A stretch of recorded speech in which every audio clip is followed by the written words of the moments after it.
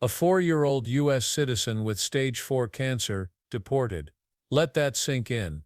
How could this possibly happen in America, a country that claims to value children, family, and the rule of law? And when Representative Seth Magaziner demanded answers from Secretary Kristi Noem, what he uncovered wasn't just evasiveness, it was a moral and constitutional crisis unfolding in real time. This isn't political theater. This is about the life of a child, the meaning of citizenship, and the integrity of the U.S. government. The story begins on April 24 when a mother in Louisiana was deported along with her 2 young children. One was 7 years old, the other just 4. Both were born in the United States, making them U.S. citizens. Now you're back. Gentleman yields. I now recognize Mr. Magaziner for 5 minutes. Madam Secretary, on April 24th, a woman in Louisiana was deported along with her 7-year-old daughter and 4-year-old son, both of whom were U.S. citizens. The 4-year-old son had stage 4 cancer. Now, you just stated under oath that the mother consented to having her U.S. citizen children removed. But I have spoken with the attorney for that U.S. citizen child with stage 4 cancer.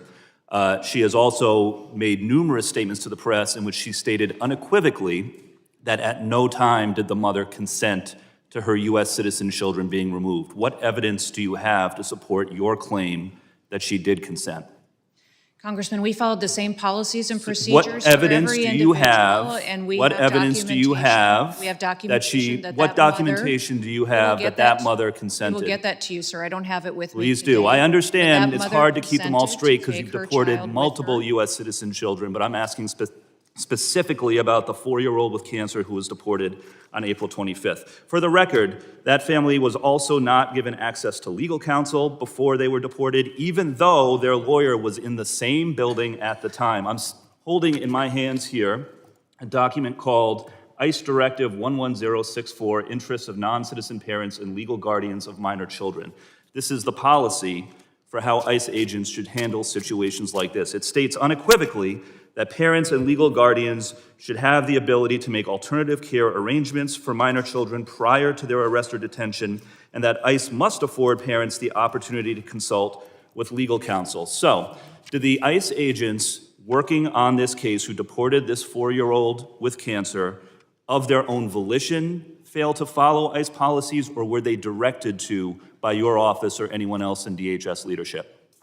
Sir, this mother chose to keep her child with her. You have not produced any evidence to say so, but I'm asking again, have you directed DHS officers to ignore this policy? It's very different than the previous administration. Right. The previous administration on March 15th, reclaiming my time, on March 15th, your department sent 3 airplanes to El Salvador. Those planes carried approximately 261 individuals who were imprisoned upon arrival. Did you personally review and approve the names of those 261 individuals before they were sent? Sir, we have deported and sent home did you review the names of those individuals? And we have individuals that have the why won't you answer the question? Within the Department of Are you Homeland aware Security. of whether those 261 individuals were given the opportunity to speak with a lawyer or appear before a judge before they were put on those planes? Yes or no? Sir, every single individual followed the exact same process. They were not all given the opportunity to appear before a judge or speak with a lawyer. On April 7th, the Supreme Court ruled that detainees must have an opportunity to have a hearing before they are deported. Are you familiar with the April 7th Supreme Court ruling?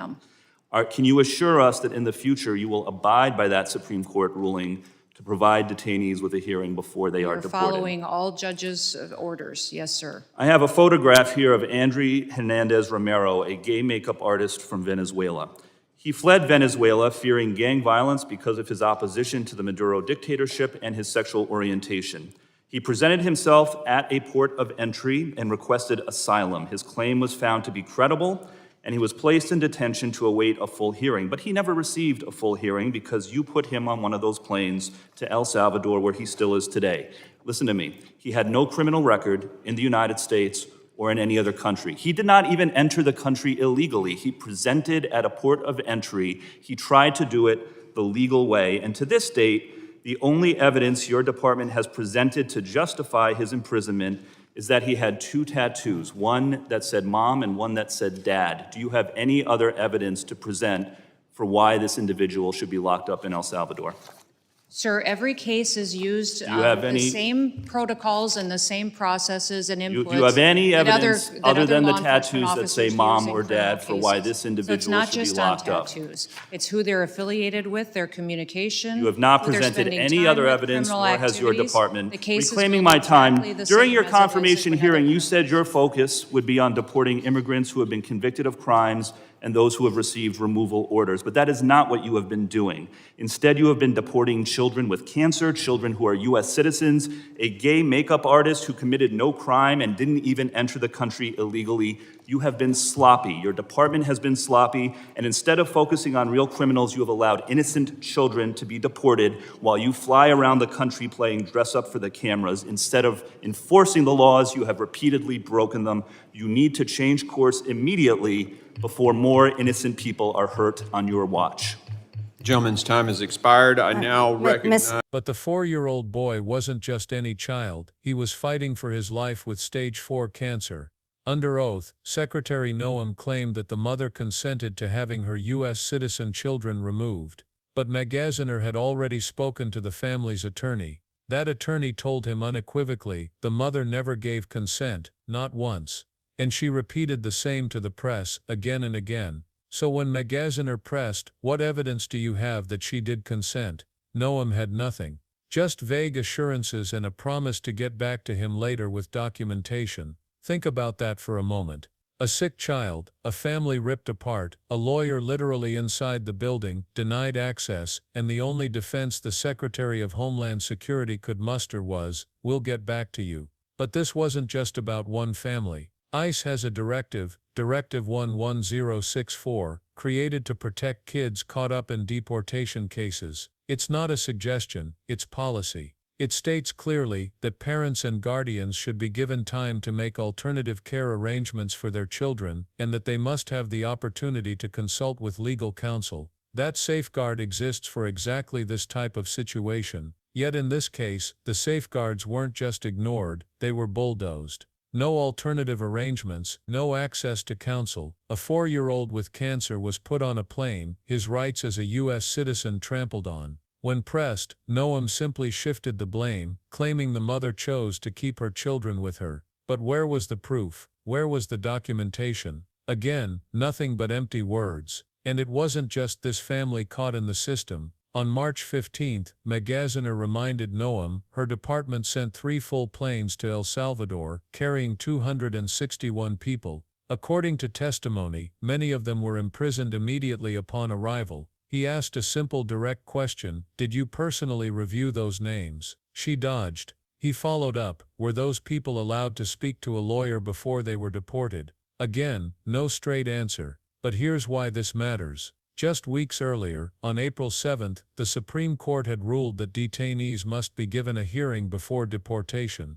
That ruling was supposed to be the law of the land. Yet DHS actions under Noem blatantly ignored it. No hearings, no due process, no accountability. And the most heartbreaking case wasn't even about children, it was about a man who tried to do everything by the book. His name was André Hernandez Romero, a gay makeup artist from Venezuela. He fled his country after facing threats from gangs, both for his opposition to Maduro's dictatorship and for his sexual orientation. He didn't sneak across the border, he didn't falsify documents, he presented himself at a U.S. port of entry, exactly as the law prescribes, and applied for asylum. His claim was found credible, but instead of being given a fair hearing, André was deported to El Salvador. Why? DHS's justification boiled down to 2 tattoos, one that said mom and one that said dad.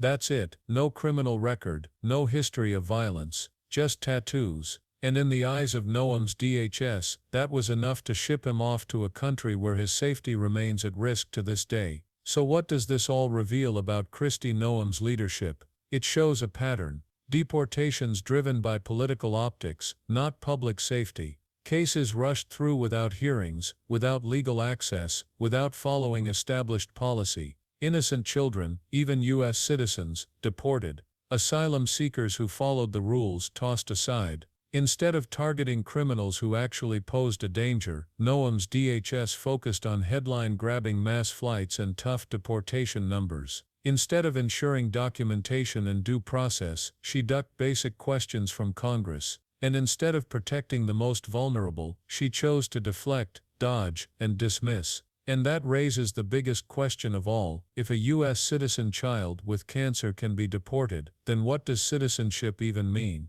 Think about that. Citizenship is supposed to guarantee protections, rights enshrined in the Constitution, due process, equal protection under the law, access to legal counsel. Yet here, those protections were stripped away in broad daylight. A 4-year-old boy's citizenship counted for nothing when the government decided speed mattered more than justice. The credibility of the United States as a nation of laws is on the line. If this can happen to a sick child, what about others? What about families who don't have lawyers, who don't have congressmen fighting on their behalf? What message does it send to the world when America ignores its own Supreme Court and its own directives, all while claiming to champion democracy abroad? That's why Representative Magaziner's outrage wasn't performative. It wasn't about scoring political points, it was about principle. Magaziner laid it out clearly: leadership means responsibility, responsibility to uphold the Constitution,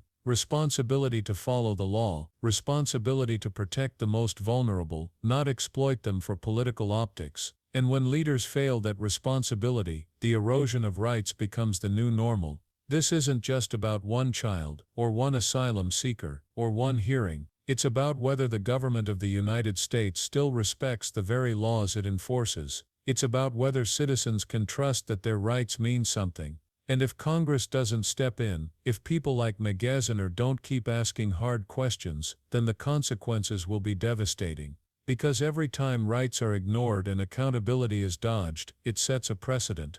It normalizes abuse of power. And it tells every American that their protections are conditional, fragile, and subject to the whims of whoever's in charge. So, what can we do? Here's the takeaway. Democracy doesn't defend itself, it demands active accountability. That means staying engaged. That means sharing these stories so they aren't buried under bureaucracy and press releases. That means demanding answers from leaders who think they can hide behind excuses and paperwork. If you believe that no child, especially a sick child, should ever be treated as disposable, then this is your moment to speak up.